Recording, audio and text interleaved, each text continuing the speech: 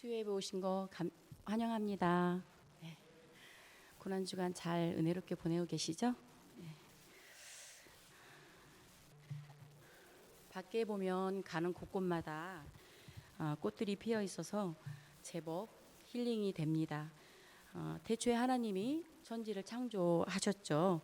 네, 그 창조하심을 출발하여 오늘은 6번째 시간 바벨탑 이야기입니다. 오늘 말씀을 통해 바벨의 의미를 깨닫고 하나님께서 심판하시지만 그 속에 숨어있는 자비, 그 속에 숨어있는 은혜를 또 발견하고 더 감사하고 또 순종하는 삶을 살도록 소망해 봅니다. 우리는 살면서 예전에 좋았던 그때를 그리워하며 다시 그때로 돌아갔으면 좋겠다라고 생각할 때가 있습니다. 저번 주 주일 초등부 예배 장로님 기도하러 오셔서 그런 얘기를 하시더라고요.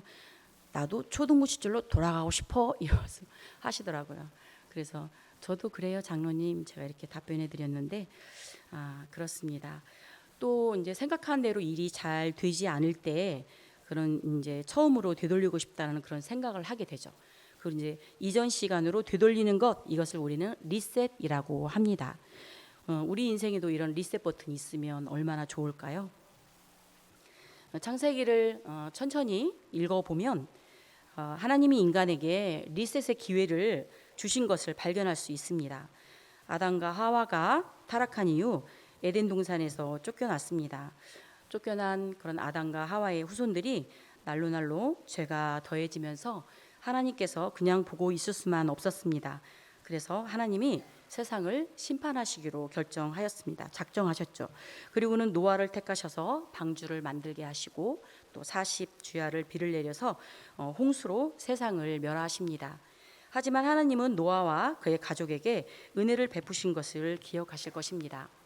만일 내가 노아라면 그렇게 무서운 대홍수가 끝난 후 죄에 대한 그 하나님의 무서운 심판 그 가운데서도 나와 내 가족을 보존하신 하나님의 자비를 목격했으니 또 감사하고 또 감격하며 새로운 결단으로 살았을 것입니다. 하지만 우리 인간은 금세 잊어버리는 그런 망각의 동물이어서 아쉬움이 많이 남습니다. 오늘 말씀을 통해 우리는 인간에게 명예를 추구하는 경향이 있는 것을 발견하게 됩니다. 또 자신의 왕국을 세우고 또 자기 이름을 높이려는 그런 인간의 계획을 하나님은 다 보고 계십니다. 그러나 하나님은 그들을 심판하시지만 여전히 자비를 베푸시는 하나님이심을 발견하는 시간이 되었으면 좋겠습니다. 오늘 주어진 본문을 통해서 3가지로 나누어서 깨달음을 얻고자 합니다. 첫 번째는 우리 교만한 계획과 불순종을 보시는 하나님입니다. 하나님은 대홍수로부터 노아와 그의 가족에게 은혜를 베푸셨습니다.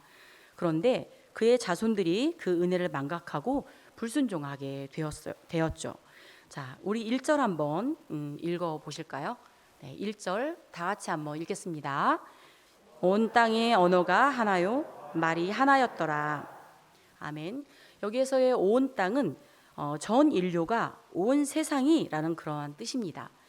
전 인류가 바벨탑 사건 이전에는 인종, 민족, 지역 간에 막론하고 언어가 하나였다, 언어가 같았다라는 뜻입니다. 이 언어의 통일성은 한 조상에게서 비롯되었다라는 것을 말해줍니다. 그런데 2절에 한번 볼까요? 그러한 민족이 2절 한번 보겠습니다. 시작. 이에 그들이 시날 평지를 만나 거기 거류하며 시날 평지에 도착하여 거기 거하게 되었다라고 말합니다. 이 시날의 뜻은 두 강의 땅이라는 의미인데요. 티그리스 강과 유프라테스 강 사이에 있는 지역인 바벨론을 말합니다. 결국 동방으로부터 옮겼다는 말은 노아의 후손들이 방주가 머문 게 아라랏이었죠. 아라랏으로부터 바벨론 쪽으로 옮겨져 갔다라는 뜻입니다. 이 거기는 대단히 비옥하고 고대 문화가 찬란하게 빛났던 그런 곳입니다. 이곳에서 그들은 안정된 생활을 하던 노아의 후손들은 결국 하나님과 멀어지는 삶을 택하게 되죠. 지금 그 후손들이 시날 평지에 함께 모여서 한 것이 과연 무엇일까요? 3절 4절 한번 보도록 하겠습니다. 시작. 서로 말하되 이에 벽돌로 돌을 대신하며 역청으로 진흙을 대신하고 또 말하되 자 성읍과 탑을 건설하여 그 탑 꼭대기를 하늘에 닿게 하여 우리 이름을 내고 온 지면에 흩어짐을 면하자 하였더니 아멘. 한마디로 탑을 쌓겠다는 것입니다. 그것은 바로 뭐죠? 바벨탑입니다. 시날 평지에 모인 사람들은 서로 의논하여 말을 했죠. 서로 말하되 이 말은 하나님을 의지하지 않고 우리끼리 그냥 우리 이웃끼리 일을 결정하고 하나님을 대적하자라는 그런 결의를 한 것을 말합니다. 벽돌을 구워 만들어 성과 대를 쌓아 이거는 도시를 건설하고 하늘 꼭대기까지 탑을 쌓자라는 그런 뜻입니다. 여기서 보듯이 바벨탑 사건 당시의 사람들이 바벨탑을 쌓기 시작한 것은 하나님의 뜻하고는 전혀 관계가 없습니다. 자기들끼리 모여서 자기들끼리 뜻을 모으고 자기들끼리 의논한 결과인 것입니다. 이는 그들의 그 바벨탑 건축의 목적이 하나님의 이름을 전파하는 것이 아니라 자신들의 이름을 길이길이 만방에 전파하고 하나님같이 되겠다라는 그런 뜻입니다. 이사야 14장 13절 한번 같이 보실까요? 제가 읽어보겠습니다. 내가 하늘에 올라 하나님의 뭇별 위에 내 자리를 높이리라. 아멘. 내가 하늘에 올라 하나님의 뭇별 위에 내 자리를 높이리라. 이 명예가 되게 많은 이 명예욕에 관련하여서 유대 철학자 필로는 이렇게 말을 합니다. 그 당시 사람들이 벽돌에다가 자기 이름을 일일이 하나하나 새겼다 이렇게 증언을 합니다. 또한 생육하고 번성하여 땅에 충만하라 라고 말씀하신 그런 하나님의 뜻에 반대로 나아가면서 온 지면에 흩어짐을 면하자고 하는 것입니다. 결국은 무엇입니까? 생육하고 번성하여 땅에 충만할 필요 없어 이렇게 판단하고 말하는 것입니다. 하나님의 영광을 위하여 살아야 할 하나님의 형상대로 지음받은 인간임에도 불구하고 스스로를 위하여 그곳에서 높은 성을 쌓아 내 이름, 자신들의 이름을 빛내려고 하는 그런 악한 계획들을 세웠다는 그런 뜻입니다. 이처럼 인간이 하는 일은 언제나 악할 뿐입니다. 그들은 하나님을 믿고 의지하려는 생각은 전혀 하지 않고 오히려 하나님을 대적하는 행위로 바벨탑을 쌓았던 것입니다. 그들의 이러한 행동은 자신의 명예와 안일함을 추구해가는 우리 현대인들과 거의 다를 바가 없습니다. 그러나 하나님 없는 계획과 또 그런 행동, 그런 노력은 결코 성공할 수 없음을 우리는 알 수 있습니다. 오늘 사건은 인간의 생각과 행동을 보게 합니다. 우리는 하나님의 충만한 가운데 살고 있습니까?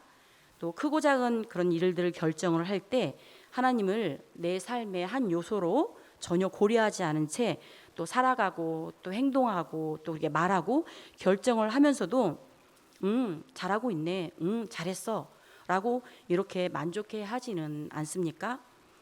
또 우리는 매일매일 무엇인가를 건축하려고 계획하고 있지는 않습니까? 또 내가 쌓아놓은 그런 어떤 세상적인 것, 세상적인 보물 이런 것들을 기쁨이라고 또 말하고 있지는 않습니까? 우리는 하나님의 부르심을 받은 사람들입니다. 나를 위해 싸움이 아닌 복음을 가지고 땅 끝까지 그리스도의 이름으로 불리지 않는 곳이라면 어디든 가야 하는 우리는 그런 사람들입니다. 그러나 우리는 부르심에 순종하며 복음을 전하되 혹시 우리끼리만 지키고 누리고 있지는 않는지 한번 돌아보는 귀한 시간이 되기를 소망합니다. 바벨탑 사건은 우리들의 이야기입니다. 내 이야기이고 너의 이야기이고 우리들의 이야기입니다.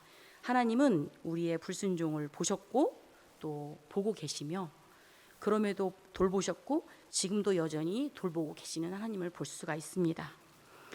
둘째, 우리의 자신의 왕국을 세우려는 그런 시도들을 심판하시는 하나님입니다. 6절과 7절을 한번 같이 보실까요? 시작. 여호와께서 이르시되 이 무리가 한 족속이요 하나이므로 이같이 시작하였으니 이후로는 그 하고자 하는 일을 막을 수 없으리로다. 자, 우리가 내려가서 거기서 그들의 언어를 혼잡하게 하여 그들이 서로 알아듣지 못하게 하자 하시고 아멘. 우리가 자녀를 키우다 보면 많은 일을 겪습니다. 아이가 부모나 다른 어른에게 잘못된 행동을 취할 때 부모인 우리는 어떻게 합니까? 자녀에게 먼저 설명을 하죠. 이러이래서 이거는 안 되는 거야 라고 설명을 하고 훈계를 할 것입니다. 그것은 자녀를 사랑하고 자녀가 잘 성장하도록 돕는 부모의 역할인 것입니다. 5절에 우리가 읽진 않았지만 5절에 하나님은 탑을 보려고 내려오셨습니다. 바벨탑과 관계된 모든 것을 세밀히 살피시는 하나님, 또 인간의 죄악된 행동뿐만 아니라 마음까지도 그런 감찰하시는 하나님께서 인간의 악함에 실망하시고 바벨탑 쌓는 것을 막기 위해 인류의 언어를 혼잡케 하셨습니다. 그리하여 사람들은 바벨탑 쌓기를 그치고 온 지면으로 흩어지게 되었습니다. 이와 같이 인류 언어의 혼잡은 교만한 인간들에게 내려진 하나님의 징계, 하나님의 심판이었습니다. 6절에 한 족속이요라고 했는데요. 이 족속은 합치다, 같이 동여매다라는 뜻으로 그 동질성이 강한 집단이라는 뜻입니다. 물론 노아의 후손으로 뭐 혈연적인 동질성을 가지고 있죠. 그런데 혈연적 동질성을 갖고 있지만 바벨탑을 쌓는 것은 범죄를 향한 그런 동질성임을 암시하고 있습니다. 하나님께서 심판을 결정하신 것은 그들의 행동에 위협을 느껴서가 아닙니다. 죄가 커지기 전에 죄의 확산을 막으신 인류를 향한 하나님의 은혜입니다. 물론 언어의 혼잡은 당시 사람들에게 결코 하나님의 은혜로 받아들여질 수 없었겠죠. 근데 그것은 결론적으로 궁극적으로 보면 분명 그것은 하나님의 자비요 하나님의 은혜인 것을 우리는 알 수 있습니다. 그래서 7절에 삼위일체 하나님은 사람들의 언어를 혼잡하게 하셔서 그런 탑의 검축을 멈추게 하셨고 더 이상 그들의 악함이 심해지지 않았던 것입니다. 아담과 하와가 죄를 범했을 때도 우리 하나님은 심판만 하신 게 아닙니다. 옷을 입혀주셨고 살인자 가인에게도 보호의 표를 주셨죠. 그리고 대홍수 심판 속에서도 방주로 인류를 구원하신 하나님임을 우리는 기억합니다. 오늘 우리가 기억해야 할 것은 심판 속에서도 여전히 자비를 베푸시는 하나님임을 기억하면 좋겠습니다. 네, 세 번째, 우리는 우상 숭배적인 계획들을 제거하시는 하나님을 볼 수 있습니다. 8절, 9절 한번 다 같이 읽어보실까요? 시작. 여호와께서 거기서 그들의 뜻이고 그들이 그 도시를 건설하기를 그쳤더라. 그 이름을 바벨이라 하니 이는 여호와께서 거기서 온 땅의 언어를 혼잡하게 하셨음이니라. 여호와께서 거기서 그들을 온 지면에 흩으셨더라. 아멘. 8절에 보면 그들이 그 도시를 건설하기를 그쳤더라. 하나님은 우리가 하나님 안에서 만족하며 또 살기 원하시기 때문에 우리가 다른 것에서 즐거움을 찾으려고 하면 하나님은 그거를 제거하십니다. 그거를 막으십니다. 앞서 설명한 부모가 자녀를 사랑함과 같습니다. 자녀가 나쁜 길로 갈 때 야단치고 체벌하기도 하죠. 그것은 자녀에게 고통을 주기 위함이 아닙니다. 복되고 믿음 안에서 더욱더 바르게 살게 하려는 부모의 마음인 것입니다. 하나님의 흩으심은 단순히 징계에만 목적이 있는 게 아닙니다. 인간들의 반역에도 불구하고 하나님의 뜻과 또 하나님의 계획을 성취해 가시는 그런 하나님임을 볼 수가 있습니다. 9절에 그 이름을 바벨이라 하니 바벨의 뜻은 혼잡게 되다, 혼란 뭐 이런 의미를 가지고 있습니다. 그래서 바벨이라는 이름은 하나님을 떠난 인간에게는 오직 혼란만이 있을 뿐이라는 그런 엄숙한 교훈을 저희들에게 주고 있습니다. 고린도전서 14장 33절을 보면 이런 말씀이 나와져 있습니다. 보실까요? 하나님은 무질서의 하나님이 아니시오 오직 화평의 하나님이시니라. 아멘. 하나님을 마음에 모시고 살아가는 자만이 그 마음에 혼란을 몰아내고 하나님께서 원하시는 질서 있는 삶을 살아갈 수 있다라는 말입니다. 우리는 종종 내 삶의 실패나 어떤 재난을 겪게 되면 그것을 하나님의 심판의 징조라고 느끼는 경우가 많이 있고 그렇게 말하는 경우가 있고 그렇게 해석하는 경우가 있습니다. 창세기 11장은 우리의 계획이 자주 실패하는 이유는 그것이 하나님의 계획이 아니라 우리의 계획이었기 때문이라고 일깨워 줍니다. 우리는 기도에 힘쓰지 않고 또 내 생각으로 어떤 일을 계획하고는 합니다. 그리고 하나님께 의존하지 않고 적당히 내 마음대로 이 정도면 되겠어 라고 진행하는 경우가 있습니다. 이것의 뿌리는 믿음이 아니라 불순종의 마음입니다. 하나님을 예배하며 영광 돌리는 것이 아니라 내 자신을 위해 내 자신 이만큼이면 됐어. 이것이 내 자신의 영광 받으려고 하는 것입니다. 자, 하나님은 선하심과 은혜로 그런 계획들을 실패하게 하십니다. 하나님의 목표는 우리로 하나님께 돌아오게 하는 것입니다. 곁길로 가지 않게 하는 것입니다. 하나님을 향해 똑바로 오기를 바라시는 그런 것입니다. 하나님은 우리가 하나님 외에 우리를 만족시킬 것이 아무것도 없다는 것을 깨닫기를 바라십니다. 만약 우리의 그런 우상숭배적인 계획이 실패하지 않는다면 우리는 어떻게 될까요? 계속해서 하나님을 거부하고 무엇이 잘못되었는지 마냥 모른 채 살아갈 것입니다. 사랑하는 성도 여러분, 이제 말씀을 정리하려고 합니다. 바벨탑 사건은 우리에게 어떠한 교훈을 주고 있을까요? 우리는 하나님의 계획이 아닌 우리의 계획을 가지고 스스로 높아지려고 하고 또 지식과 또 명예와 재물로 바벨탑을 쌓고 있지는 않습니까? 인간이 아무리 그런 노력을 다 한다 할지라도 우리는 실패할 수밖에 없는 그런 인생입니다. 오로지 하나님만을 의지해야 합니다. 그러기 위해서 하나님은 우리에게 오늘 심판하시며 또 자비를 베푸심으로써 예수 그리스도의 십자가를 우리에게 주셨습니다. 이와 같이 우리는 하나님의 진노와 심판을 받을 수밖에 없는 자들이었지만 십자가의 사랑을 또한 받았습니다. 그 사랑을 받고 믿은 우리는 마태복음 28장에 이렇게 말씀하죠. 그러므로 너희는 가서 모든 민족을 제자로 삼아 아버지와 아들과 성령의 이름으로 세례를 베풀고 내가 너희에게 분부한 모든 것을 가르쳐 지키게 하라. 이렇게 말씀하고 이렇게 원하십니다.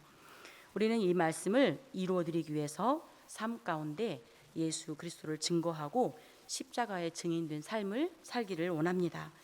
우리를 높이는 것이 아니라 예수 그리스도의 사랑을 나누기 위해서 또 자비를 베풀고 또 용서하고 날마다 자기를 부인하며 살아야 합니다. 그리하여 우리의 삶을 통하여서 아들의 위대한 이름, 예수님의 위대한 이름을 알리는데 더욱 힘쓰시는 우리 사랑하는 성도님들 되시기를 간절히 소망합니다. 네, 기도합니다.